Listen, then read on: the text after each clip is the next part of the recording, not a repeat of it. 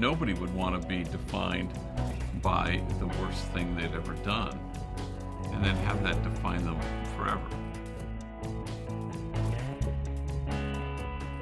I'm Greg Boyle. I'm the founder and executive director of Homeboy Industries.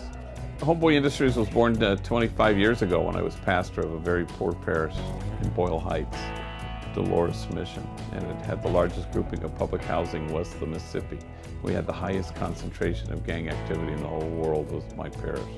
You know, I was a gang member, into drugs, selling drugs, using drugs, all that sort of thing. And he became like a father to a lot of us, you know, that were sort of lost in the neighborhood. Well, we like to think of Homeboy Industries as a gang rehab. We have people on different levels of recovery. You might have some guys that are totally changed over. Some guys are still in the process of making that change. And so we have a training program where it's an 18-month program. So you come here and you gather up skills here, and then you move on. So all these folks, you know, were in prison for a certain amount of time and did their time, you know, 5 years or whatever it was.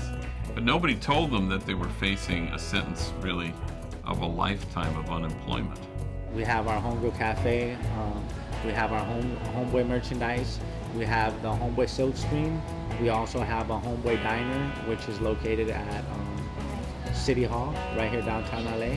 Are you taking any others off other than this one? I'm probably gonna work on my links next night. I believe in Father Boyle's mission.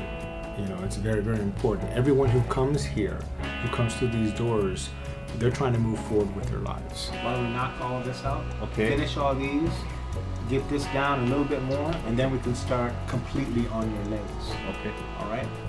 Tattoos are primarily permanent reminders of the past.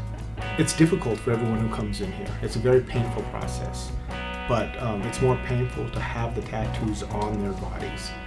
They figure out that the world has other things to offer, you know.